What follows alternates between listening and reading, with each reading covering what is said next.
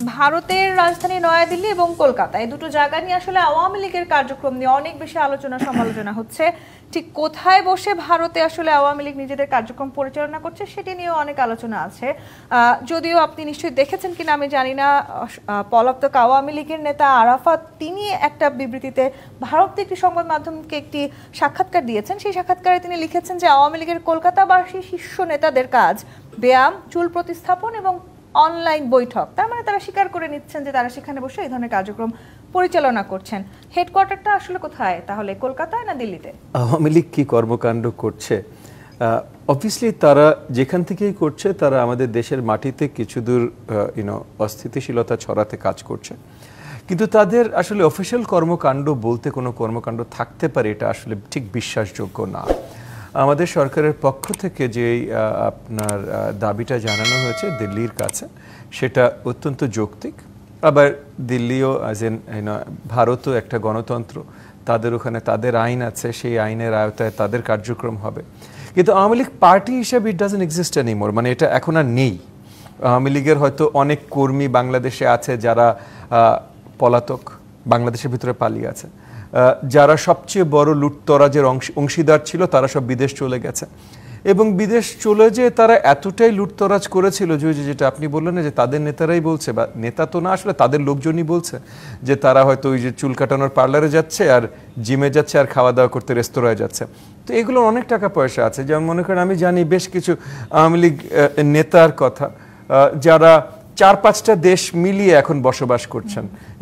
পরিবার আছে ইউরোপে, দেখা করে দুবাইতে, থাকে থাইল্যান্ডে, যায় ভারতে অন্য নেতাকর্মীদের সাথে দেখা করতে। তো মানে কি পরিমাণে লুটতরাজ হয়ে থাকতে পারে যে 1 বছর ধরে তারা এই লাইফস্টাইল মেনটেন করে যাচ্ছে এবং তাদের এটাই আছে, মানে এটা নিয়ে তারা খুব বেশি দুশ্চিন্তায় নাই যে না মানে আমাদের ফুরিয়ে যাবে বা এইটা হবে, এরকম কোনো দুশ্চিন্তাই তারা নাই। মানে এবার আপনি একটা ধারণা করে নিতে পারেন যে কি লেভেলে তারা লুটতরাজ করছে। যদি আপনি বলেন তারা আসলে দুশ্চিন্তায় নেই, কিন্তু আমি যদি আসলে এই যে সাবেক আওয়ামী লীগ নেতা আরাফাত তার সেই সাক্ষাৎকারটির দিকে তাকাই, সেই সাক্ষাৎকারে তিনি খুব সুস্পষ্টভাবে এটিও উল্লেখ করেছেন যে সাবেক স্বরাষ্ট্রমন্ত্রী আসাদুজ্জামান খান কামাল তিনি প্রতি সপ্তাহে কলকাতা থেকে দিল্লি যাচ্ছেন এবং সেখান থেকে কি নির্দেশনা আসছে সেটি তিনি শুনে এসে আবার অন্য যে আওয়ামী লীগ নেতাকর্মীরা পলাতক আছেন কিংবা দেশে বিদেশে যারাই আছেন তাদেরকে সেই ব্যাপারে উদ্বুদ্ধও করছেন। জি দেখেন, তারা তাদের মতো কিছু করতে চেষ্টা করবে, যেটা আমি প্রথমে বলে শুরু করলাম যে দেশে অরাজকতা, মানে আমাদের দেশে অরাজকতা তৈরি করার একটা প্রচেষ্টা তাদের সবসময় থাকবে, যার জন্য আমাদের অবভিয়াসলি চৌকস থাকতে হবে আমাদের কিন্তু তারা বড়ভাবে কিছু করতে পারবে বা কিছু করবে এটা বাস্তবিক না। ওই দিন শেষ যে ওই গেরিলা ফোর্স তৈরি করবে তারা, তারপর কোনো একটা বর্ডার দিয়ে তারা ঢুকতে চেষ্টা করবে, এইসব দিন শেষ, এগুলোর আর কোনো অবস্থানই নেই। ভারতই ভাই বিশালভাবে বর্ডারে তার কাটা বেড়া দিয়ে দিয়েছে, সো এটা সম্ভব না।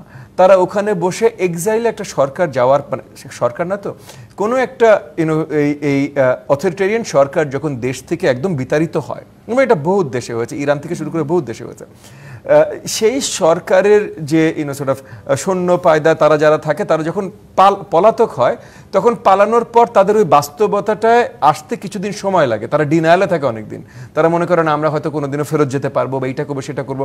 তো আওয়ামী লীগ বা আওয়ামী লীগের এই যে বললেন নেতা তো না, মানে আওয়ামী লীগের চোট্টরেরা, এরা এই ধরনের চিন্তাভাবনা, এই ধরনের ডিনায়ালে এখনো আছে যে তাদের আসলে কোনো ধরনের অ্যাক্টিভিটি আছে বা তারা আসলে কিছু করতে সক্ষম হতে পারে। হ্যাঁ, তারা ঝামেলা তৈরি করতে চেষ্টা করবে, এখনো করছে, ওখানে অনেক টাকা পয়সা আছে, চেষ্টা করছে, বাট রাজনীতি এদের নাই ভাই। এরা একসাথে বসে গল্প করার জন্য একটা অফিস দরকার, একটা অফিস হয়তো খুলে নিয়েছে কোথাও, এবং আমি আপনাকে গ্যারান্টি করছি আওয়ামী লীগের নামে তার অফিস খুলে নেই, কারণ আওয়ামী লীগের নামে অফিস খুললে, কারণ সব জায়গায় তো লিগ্যাল জিনিসপত্র হয় না, এখানেও ঢাকা শহরে যদি আপনি একটা বাড়ি ভাড়া করতে চান তাহলে সেই বাড়ি ভাড়া যদি অফিসের জন্য করতে চান তাহলে অফিসের সর্ট অফ আপনার রেজিস্ট্রেশন, মেমোরেন্ডাম অফ আর্টিকেল সব জমা দিতে হয়। আমি ধরেই নিচ্ছি ভাই কলকাতায় এই জিনিস জমা দিতে হয়, আমি ধরেই নিচ্ছি দিল্লিতেও এই জিনিস জমা দিতে হয়, কারণ অরিজিনালি 47-এ যখন দেশটা সব ভাগ হয়েছিল তখন অরিজিনাল তো ওই ব্রিটিশ কমন ল আমাদেরও ছিল ওদেরও ছিল, আমরা যদি ওই কন্ট্রাক্টে থাকি তাহলে এখন ওদেরও আমি ধরে নিচ্ছি ভাই, আমার কোনো অফিস নেই ভারতে, আমি ধরে নিচ্ছি কমন লতে ভারতেও সিমিলার জিনিস লাগবে। সিমিলার জিনিস যদি লাগে, আওয়ামী লীগ একটা পার্টি অফিসিয়াল রেজিস্ট্রেশন তো ইন্ডিয়া পেতে পারে না, তো তারা নিশ্চয়ই অন্য কোনো নামে নিয়েছে।